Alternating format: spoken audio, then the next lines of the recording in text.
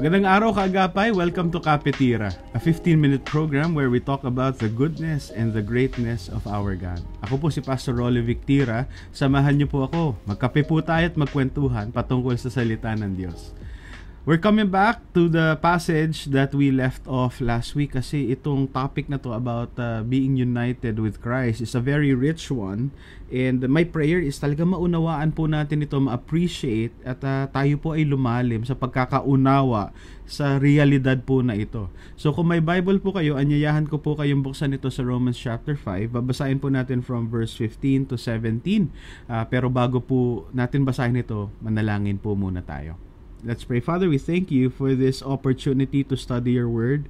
Thank you, Lord, for the riches and the depth, Lord, ng mga sinulat nyo po dito. Panginoon, we ask for your help in order for us to understand these things, not only mentally, Lord, or as information, but Lord, as a deep reality na present sa amin if we are united with Christ. Lord, tulungan niyo po kaming lumalim sa pagkakaunawa sa kabutihan ninyo sa bawat isa sa amin, and to the end, Lord, that we would live lives that are glorifying to you. So Holy Spirit, would you lead us, would you guide us in our study today, Lord? We commit everything to you. In Jesus' name we pray. Amen. Kung may Bible po kayo, anyayahan ko po kayo ulit. Romans chapter 5 verse 15 to 17. Samahan niyo po ako. Basahin po natin to sama-sama. Ito ang sinasabi. But the free gift is not like the trespass. For if many died through one man's trespass, much more have the grace of God and the free gift by the grace of that one man, Jesus Christ, abounded for many. And the free gift is not like the result of that one man's sin. For the judgment following one trespass brought condemnation. But the free gift following many trespasses brought justification. For if because of one man's trespass death reigned through that one man, much more will those who receive the abundance of grace and the free gift of righteousness reign in life through the one man, Jesus Christ. May God bless the reading of His Word. Alam nyo, itong topic po natin ngayon, itong mga verses na to na ginamit ni Paul, helps us to understand yung bigat at yung blessing also na ibinibigay sa atin ng Panginoong Hesus kung tayo ay united sa Kanya.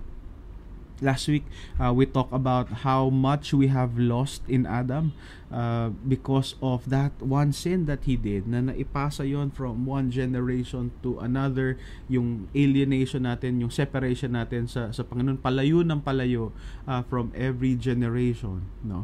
And so, grabe yung epekto ng kasalanan niya. But, itong ginawa naman ng Panginoong Hesus, no, it's actually bigger yung kanyang impact than what Adam had done. Very helpful itong comment ni Dr. Bird, no? Dr. Michael Bird. Sabi niya, Paul ups the ante of the contrast by showing how much better God's gift is when compared to Adam's sin in terms of consequences. The superiority is partly mathematical. One sin resulted in condemnation, but this one gift brings liberation from the penalty of many sins. Adam's sin, though infectious, deadly, pervasive, and total, cannot override the sheer immensity of the saving power contained in God's gift of justification and life. Napakaganda ng sinabi niya to. God's response to Adam's transgression is not to cancel it, but to exceed it by bringing to completion the destiny of which Adam has fallen short. Such grace does not counterbalance the weight of sin, it overbalances it.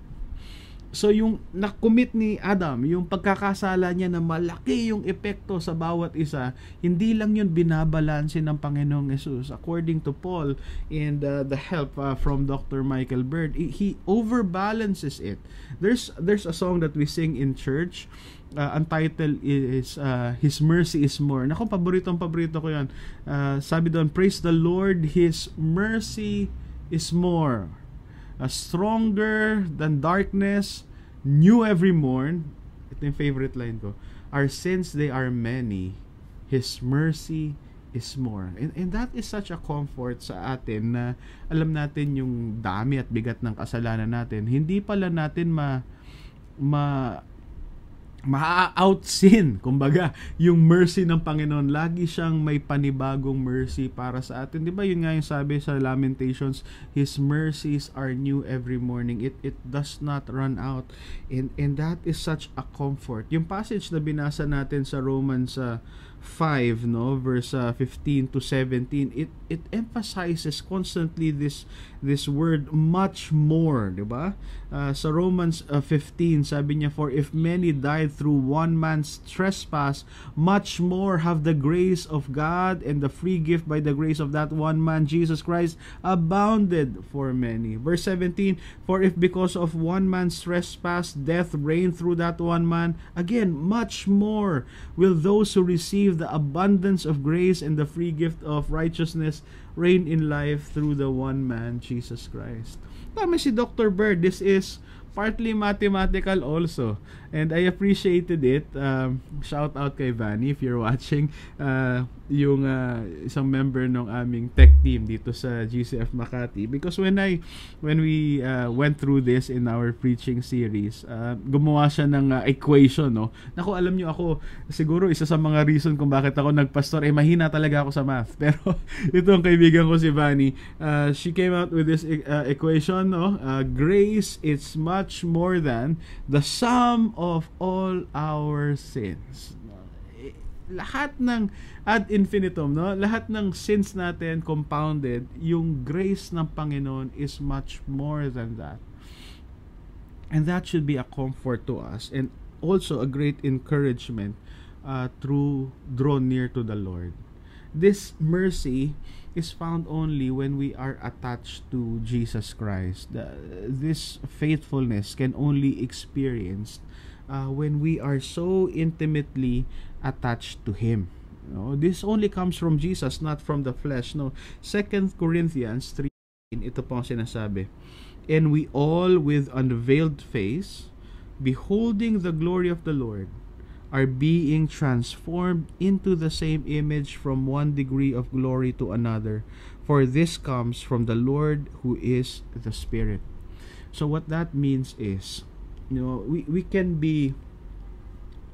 take comfort because the Lord does not expect us to be perfect at once. No, He recognizes na even if we are already saved, no, positionally attached na tayo kay Jesus, but the struggle of sin is there every day, and the dailiness of sin is outmatched by the dailiness of God's mercy. His mercies are new every morning. He changes us from one degree of glory to the next, no. And so may tatlo akong encouragement as we kind of wrap our minds around this wonderful doctrine. The first one is we ought to behold the glory of God. And when I say behold the glory of God, hindi lang yun yung parang maunawaan cognitively, parang information lang siya sa utak natin. But more than that, to experience it. Napaganda nung sinabi ni J.I. Packer dun sa libro niyang title ay Knowing God. Ang sabi ni J.I. Packer, there is no peace like the peace of those whose minds are possessed with full assurance that they have known God and God has known them, and that this relationship guarantees God's favor to them in life, through death, and on forever. Meron ba kayong ganitong klaseng understanding ng beauty ng ugnayan natin sa Panginoon, ang union natin sa Kanya? Sabi dito ni Paul, alala nyo, di ba? And we all with unveiled face beholding, no, the glory of the Lord, no. Are you captivated by the glory of God? No? Are you beholding Him? Are you experiencing Him? Sabi nung isang writer na nabasa ko, there's two ways to understand honey. The first one is you can read about honey and learn that it is sweet. And the second one is to actually put honey in your lips and really taste the sweetness of this honey. And we experience this glory of the Lord by contemplating Him every day. The Lord has given us great resources in order to grow deep in Him. The first one, and one of the most important one, is the scriptures. Sa salita ng Diyos, siya ay nangungusap sa atin. And the second resource na binigay ng Panginoon sa atin ay prayer. Through prayer, we respond to God. And this mechanic, we learn about God, we respond to God. And the third one is through community also. Papalakasan tayo sa Panginoon, kagaya ng ginagawa natin dito. This allows us to really catch a glimpse of the glory of God. So yun yung una kong challenge, is to really behold. And second is to be. Ano ibig sabihin ng to be? Ibig sabihin, relax ka lang. Maging ikaw kung sino ka. Just be. No need to pretend, no need to put masks, no need to project someone, to be someone that you're not. Yun ang ibig sabihin, just to be yourself. Yun ang sabi ni Paul sa 1 Corinthians 3:15, and we all with unveiled face. Now, you know what? This is such a blessing because in the Old Testament, Moses actually requested na kung pwede niya daw ba makita ang Panginoon, pero ang sabi ng Panginoon sa kanya, hindi mo ako pwedeng makita at mabubuhay ka pa. So, tinakpan ng Panginoon yung muka ni Moses at dumaan siya sa likod niya. But on our side of history, because what Jesus had done, we can actually see God face to face, no? Even our sinfulness, because of His super abundant mercies, it does not become a hindrance anymore from our communion with the Lord, no? And so, with great boldness, no, come as you are sa Panginoon. It's not as if hindi naman alam ng Panginoon kung sino ka. So, huwag ka na magpanggap. When you cry out to the Lord, tell Him your pain, tell Him your frustration, even your anger. The Lord understands it. He knows that you are you. He knows your limitations, and despite of that, He calls you His child. So just be. Relax. Come near to your Heavenly Father. And thirdly, so you behold, you just be, and you become. Sabi ni Paul, diba? We are being transformed, what? Into the same image.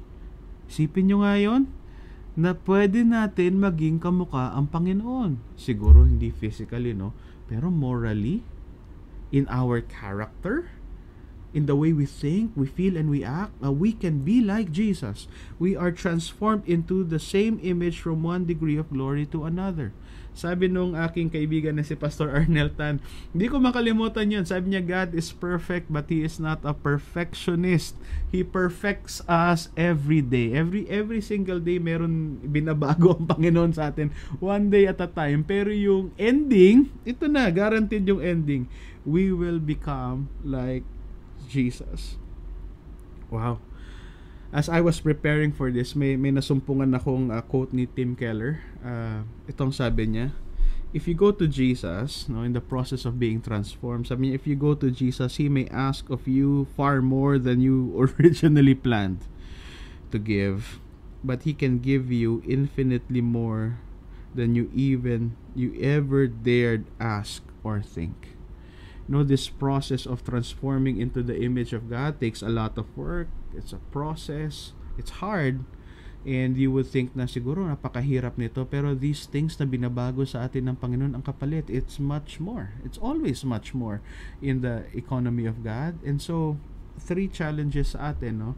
Knowing that God's mercy is much more than our sin. It's abounding mercy. Behold the Lord. Be yourself. And become who the Lord wants you to be. One day at a time, from glory to glory. Ubos na yung 15 minutes ko.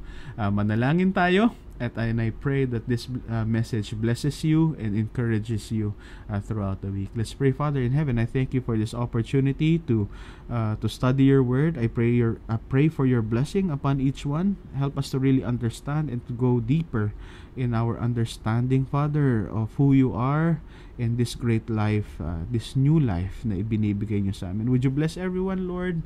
Pray this in Jesus' name. Amen. Marami pong salamat sa pagsama sa akin sa Kapitira. Ang programa po natin ay mapapanood sa Facebook at sa Spotify din. At syempre dito po sa FEBC Radio TV. God bless you po. See you again next time. Bye!